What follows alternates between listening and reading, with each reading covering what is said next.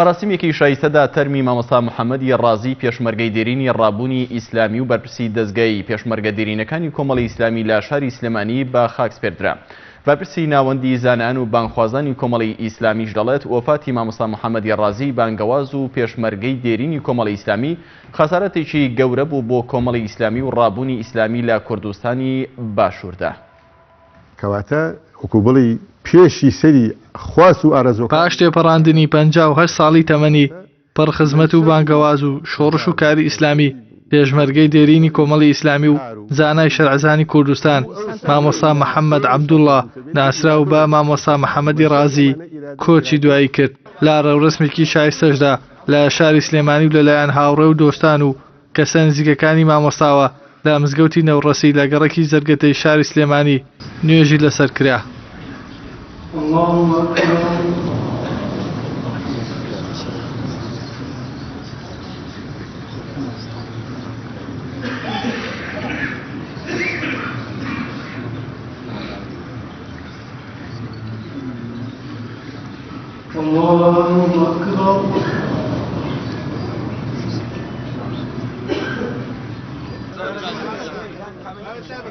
دواتر تەرمی مامۆستا لە نێو ئاپۆڕای جەماوەری ئامادەبووی مەراسیم بەرەو گۆڕستانی کەڵەکن لە شاری سلێمانی بەڕێکخرا.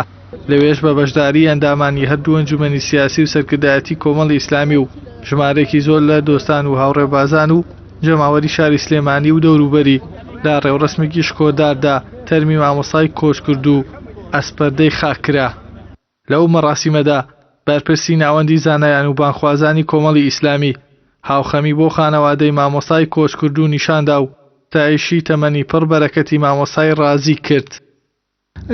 الحەمدوللا مامۆستای ڕازی یعنی کاتەکانی زۆر سەرفە کرد لە پێناو فێربوونی فقه و وتنەوەی فقه، تێگەیشتن لە دین، تێگەیشتن لە ئەحکام و یاساکانی ئیسلام بەڕاستی لە ڕوانگەی شەرع و فقی ئیسلامی و مامۆستا محەممەدی ڕازی زۆر باڵا بوو و زۆر بەرەندە بوو.